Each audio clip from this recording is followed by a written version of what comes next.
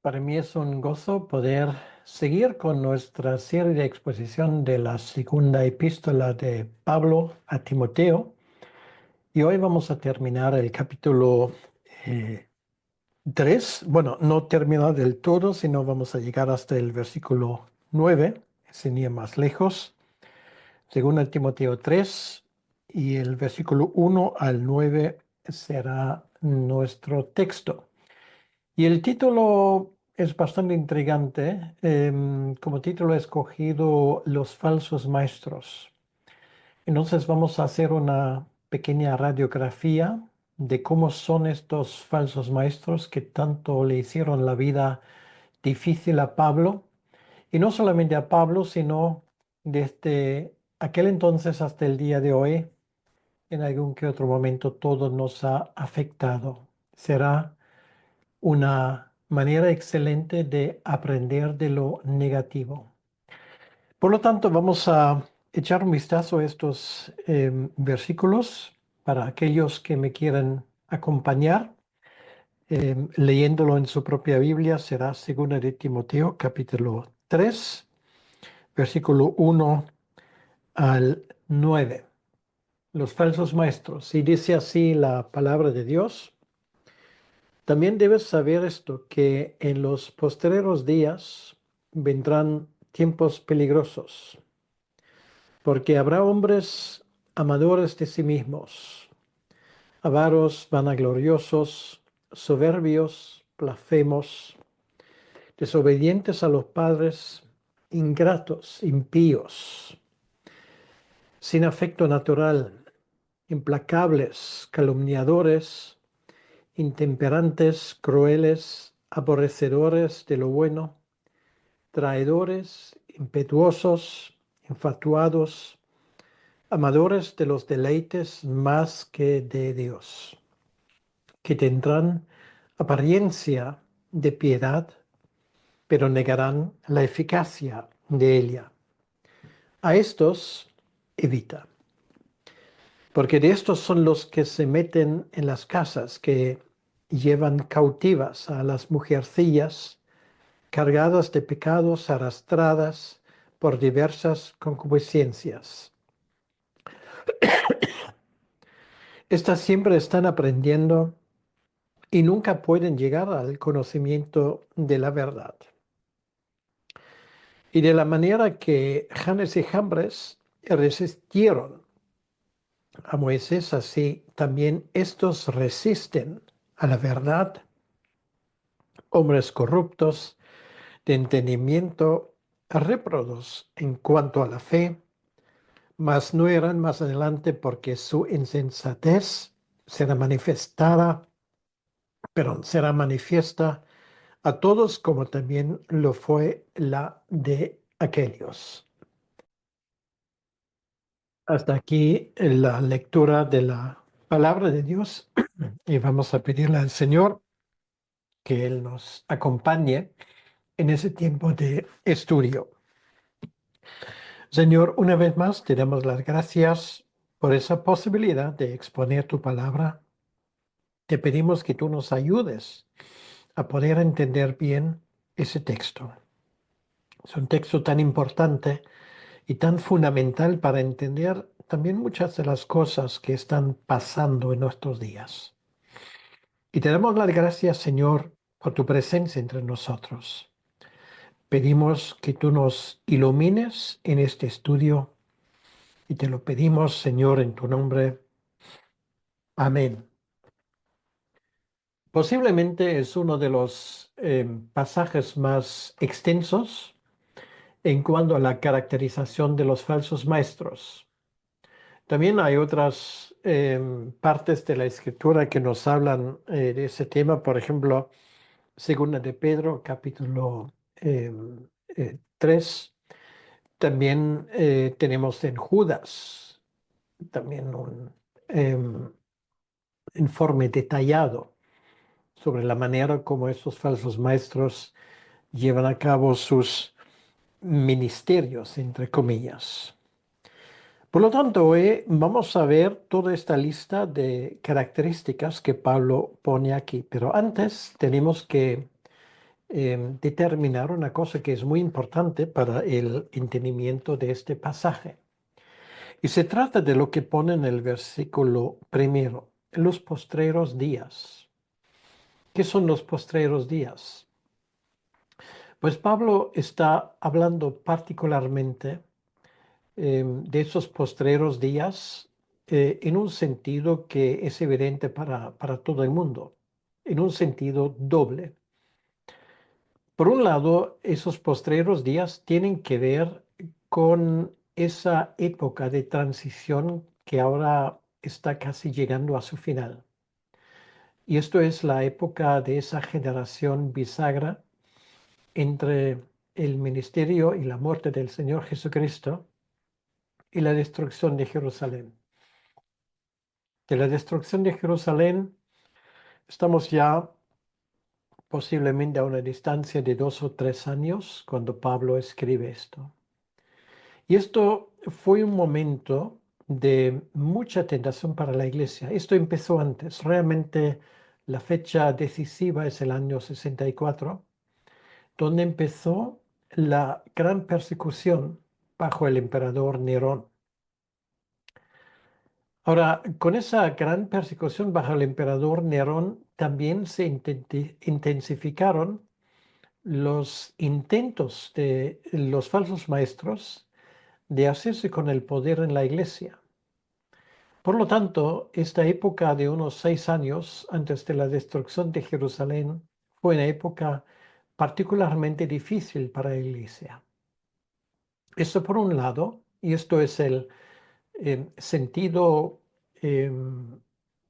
digamos, del contexto, porque Pablo está escribiendo de un momento concreto.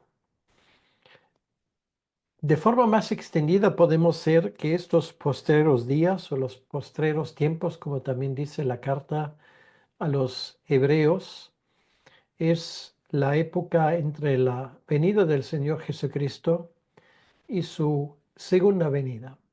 Todo ese tiempo obviamente se está marcando por, por unas épocas donde los intentos de los falsos maestros nunca faltarán.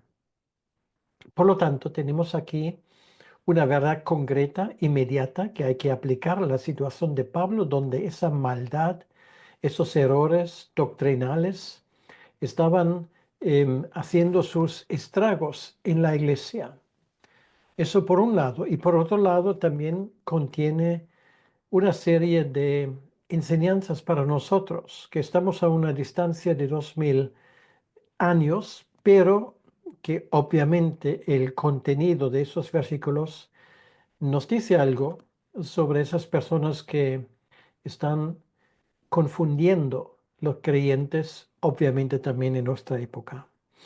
Son tiempos peligrosos. Quiere decir que el error doctrinal no es una pequeñez.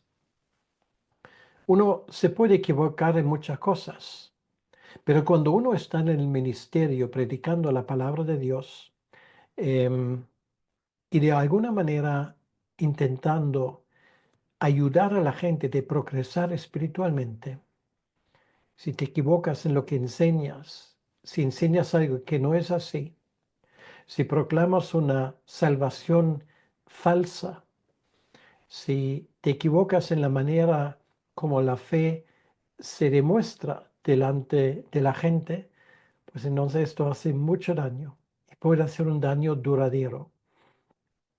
A mí muchas veces personalmente me extraña con qué superficialidad muchos suben al púlpito para allí alegremente proclamar todo tipo de herejías y errores.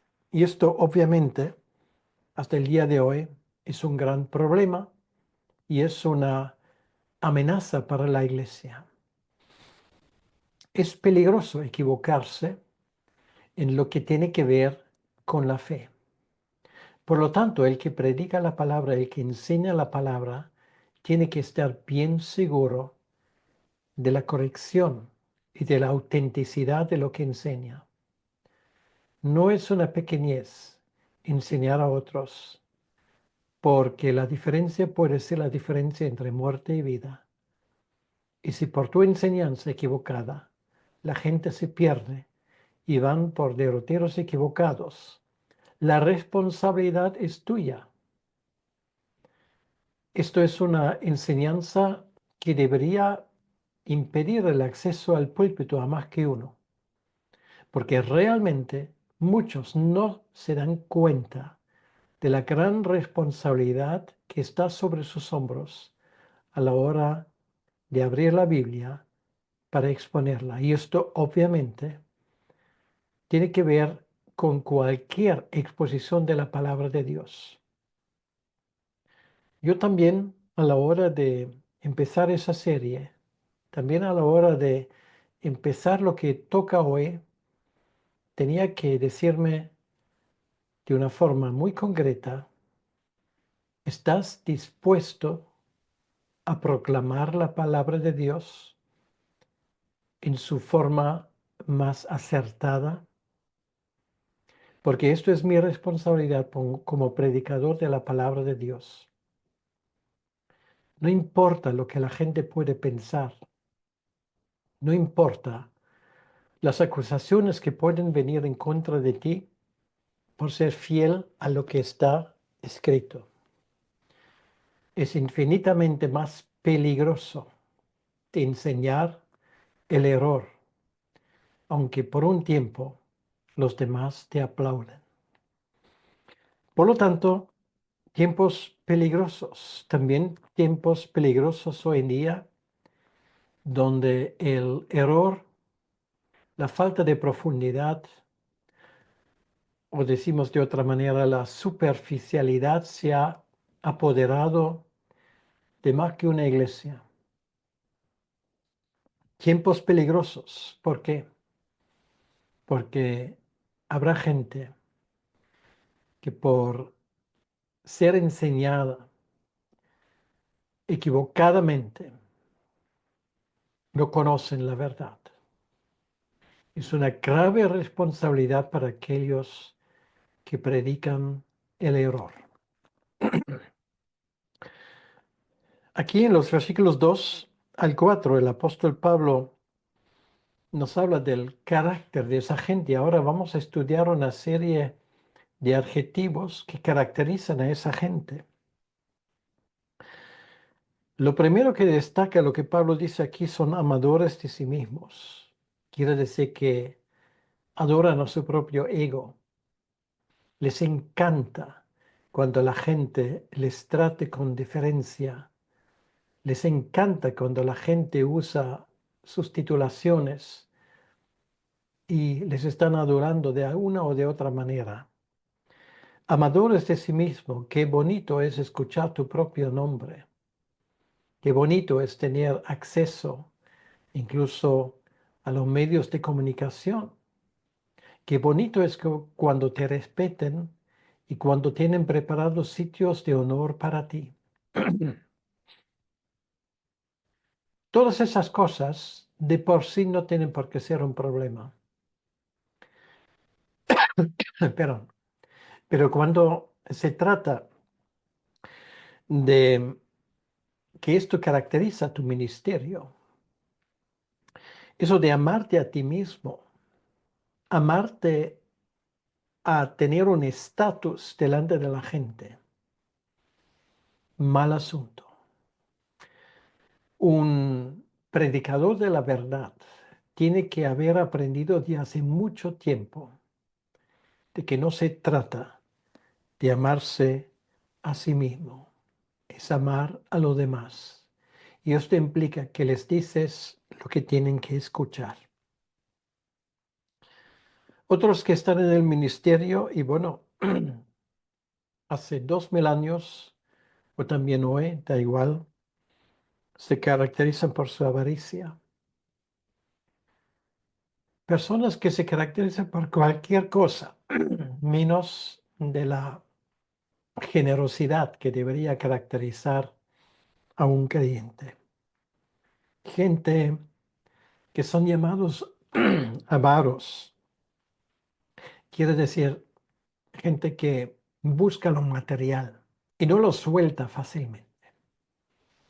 Sí, para algunos la fe cristiana se ha convertido en fuente de ingreso, pero fuente de ingreso no solamente para cubrir los propios gastos y vivir de una forma digna, sino para aumentar su riqueza y querer aparentar algo delante de la gente. Y esto va muy bien con lo que sigue, vanagloriosos. Gente que está inflada. En estos años que llevo en el ministerio, infelizmente tengo que decir, he conocido bastante personas donde yo tenía la impresión a veces en el primer encuentro que tenían con ellos, es gente vanagloriosa, quiere decir gente que busca su propia fama, que busca su propio honor, gente que está ofendida cuando no les das el honor que ellos creen que les corresponde. Sobre esa cuestión se han dividido iglesias, se han anulado iglesias, se han destruido ministerios. ¿Qué problema es cuando una persona es vanagloriosa, soberbia? Esto es lo mismo. Y es el siguiente palabra. Cuando su ministerio se caracteriza por ese adjetivo soberbio, soberbia, gente que está inflada, llenos de sí mismo, de su propio ego, de sus propias aspiraciones. Gente que se cree algo especial simplemente porque el Señor les ha dado un ministerio. De allí, de esa soberbia, lo siguiente que tenemos ahí es solo un paso. Tan fácilmente puede llegar a ser blasfemo. Y blasfemo quiere decir que tú deshonras al nombre de tu Señor. Lo que se debe de caracterizar a un siervo cristiano es su humildad, su sencillez. Blasfemo es una cosa que el Señor lo odia, porque esto significa que yo ocupo el lugar que solamente pertenece a Dios. Eso de recibir honra y gloria. Y peor aún cuando a veces estoy usando el nombre de Dios en vano, diciendo algo en el nombre de Dios que no viene de parte de Dios. Me duele el corazón al decir que mucho de lo que leo de la teología que nos caracteriza ahora en el siglo XXI va en esa dirección. Esa soberbia teológica se puede convertir en blasfemia más rápido de lo que uno se puede imaginar. Y eso tiene que ver en el fondo con lo que sigue, con la desobediencia a los padres. Bueno, ¿por qué desobediencia a los padres? Eso tiene que ver con el mandamiento que dice honrarás a tu padre y a tu madre. Eso establece el principio de la autoridad legítima. Los padres son un ejemplo para esto. Y esa gente soberbia, blasfema, son gente que difícilmente se someten a nadie. Muy probablemente no se han sometido a sus propios padres, esto es lo que insinúa el texto, y no se someten a ninguna línea de autoridad legítima dentro de la iglesia. Muchas veces son personas que van por libre, que tienen su propio ministerio, son sus propios autoridades y no se someten a nadie. No preguntan por las iglesias locales, no preguntan por la autoridad legítima dentro de la iglesia. Lo único que les interesa es su ministerio, y lo digo una vez más, su ego, su propio honor, y para esto están luchando. Desobedientes a los padres puede hablar de su propio pasado, pero también, sobre todo, habla del hecho de que ellos no respetan autoridad ninguna. Son ingratos, ingratos en primer lugar al Señor, que les ha llamado al ministerio. Ingratos en el sentido de que ellos se arrogan a su propio entendimiento y sus propias fuerzas, lo que realmente ha sido un don divino. Son ingratos porque no dan gracias a Dios por su ministerio, porque ante todas las cosas ellos creen que se lo merecen. Y son ingratos hacia los demás. Creen que ellos mismos se lo han currado, como se suele decir, cuando realmente deberían ser siervos de la iglesia. Se arrogan como maestros que nunca han sido. Y por lo tanto son impíos. Quiere decir, les falta el elemento más central e importante de la fe cristiana. La fe sincera y no fingida en el sacrificio de Jesucristo y en el perdón de los pecados. Impíos porque siguen en la línea de los fariseos, que se creen su propia religión, se creen sus propias reglas, se están creando su propia forma de adorar a Dios que no tiene nada que ver con lo que está escrito en la Escritura. Sin afecto natural, quiere decir que ellos no son capaces de lo que hoy se llama empatía, de entender el problema de la gente. Es ese tipo de gente que se encierran en sus oficinas de las 9 de la mañana hasta las 5 de la tarde, tienen su propio programa, sus propios intereses. La gente normal y sencilla de la iglesia para ellos no tiene importancia ninguna. Son profesionales que no se cuidan de los problemas de la gente normal y corriente. No les tienen afecto, no tienen corazón de pastor. Y en ese sentido son implacables, implacables, como los fariseos que preferirían su propio honor antes de doblegar sus rodillas delante de Cristo. Triste, muy triste es para aquella persona que cae tan bajo como ser implacable, lo cual quiere decir que ellos no solamente son implacables hacia los demás, sino son implacables hacia Dios. Y el fondo de la palabra, que aquí se traduce implacable, realmente nos habla de que han roto el pacto.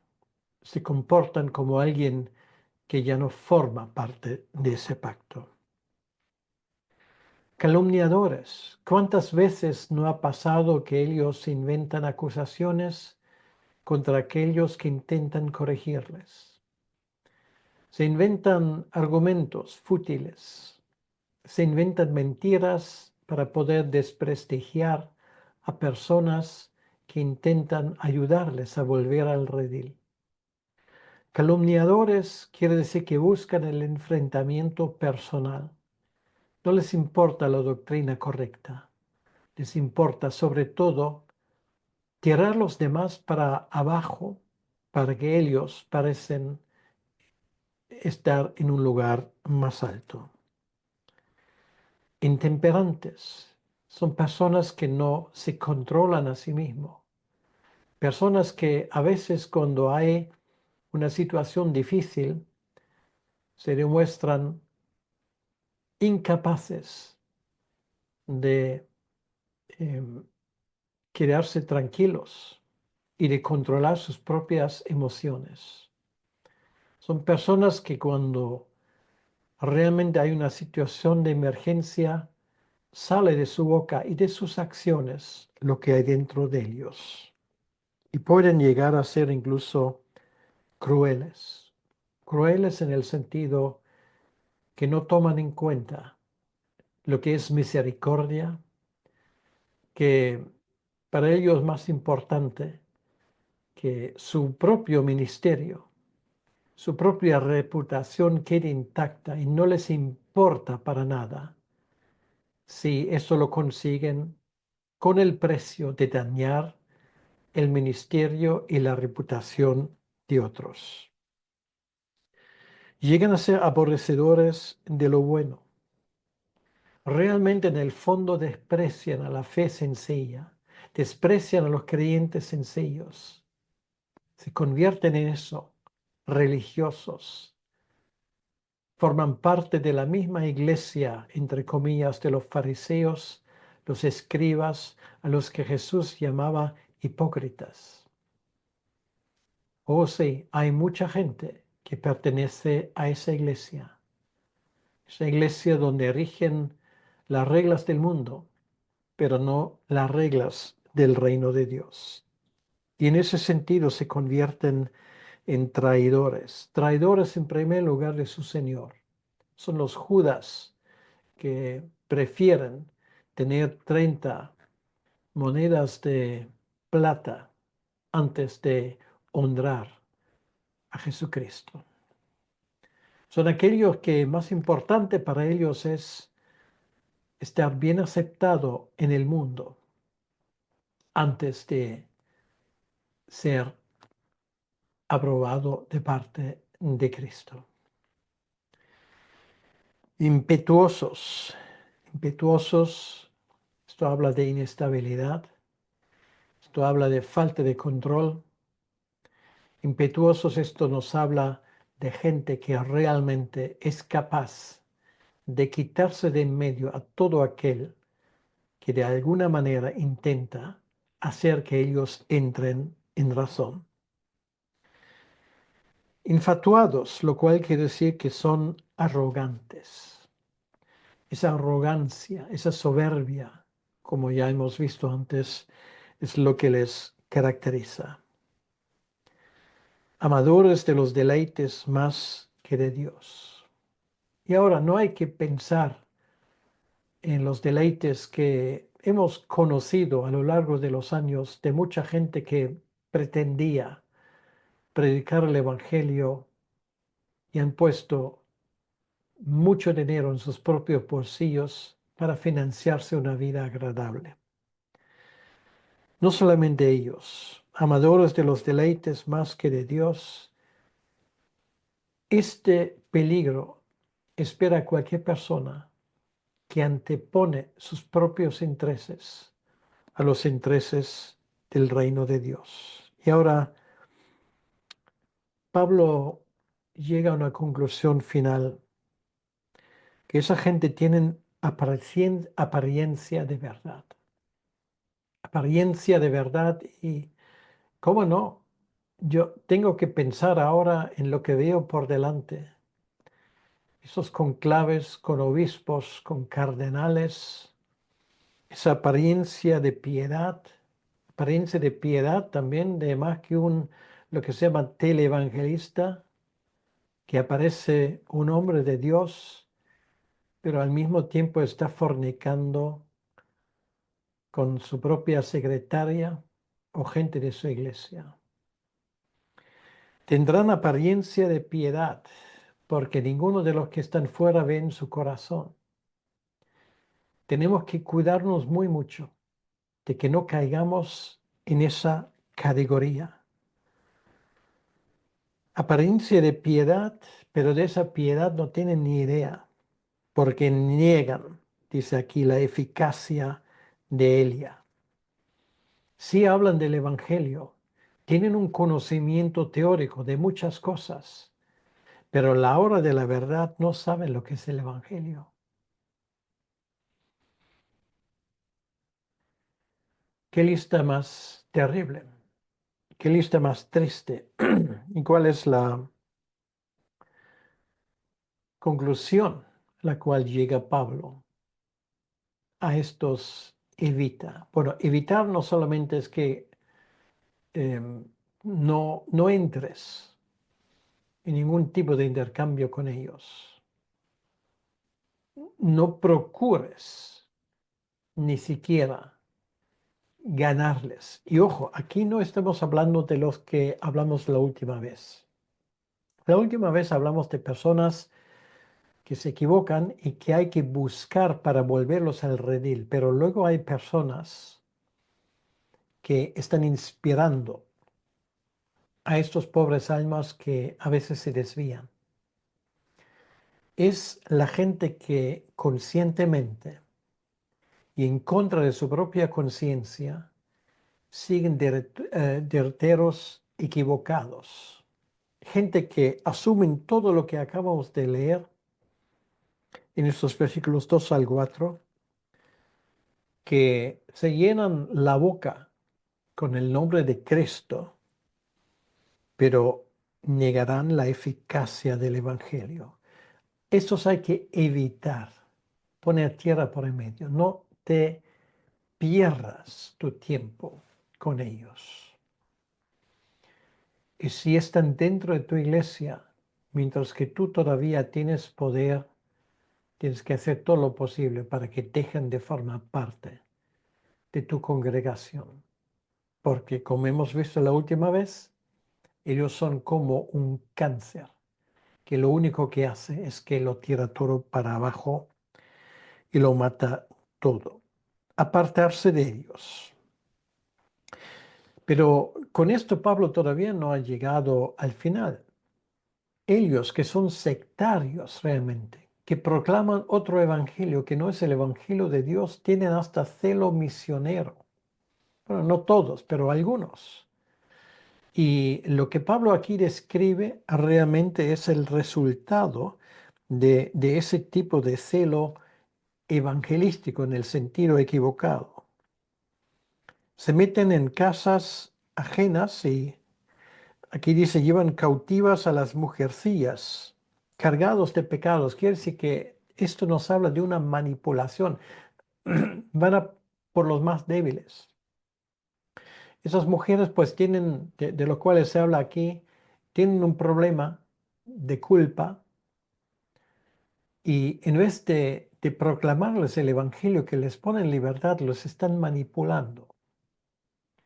Ese tipo de manipulación, en este caso, puede empezar con ese tipo de mujeres, también puede empezar en otra situación con ciertos hombres, realmente no tiene nada que ver con el sexo de una persona, pero siempre van por los más débiles, los más manipulables. Manipulación es la palabra clave aquí. Y luego dice, arrastrados por diversas concupiscencias, pues están usando la debilidad de esa gente para usarlo para sus propios fines. Muchas veces para ganar poder, influencia, muchas veces para ganar dinero o para cosas peores todavía. Entonces, realmente, si luego estamos caracterizando también a la gente que son víctimas de ese tipo de personas, se caracterizan sobre todo por una cosa: son incapaces de aprender. Aquí dice, estas siempre están aprendiendo y nunca pueden llegar al conocimiento de la verdad. Es que no hay nada más trágico que una persona así. Yo conozco personas, los he conocido en mi ministerio en cualquiera de las iglesias donde he podido ministrar como pastor. Y lo noto hasta el día de hoy. Hay gente que tú puedes enseñar 1 año, 5 años, 10 años, 40 años. Les explicas las mismas cosas por enésima vez y te hacen las mismas preguntas una y otra vez. ¿Esto qué demuestra? Demuestra que no están aprendiendo nada. Pues una persona a veces no puede entender y a veces pues hay que explicar las cosas varias veces. Al final la persona lo va a entender. Pero si una persona durante décadas no progresa, no avanza, siempre hace las mismas preguntas, entonces, ¿qué es lo que te enseña? pues algo falla con esa persona.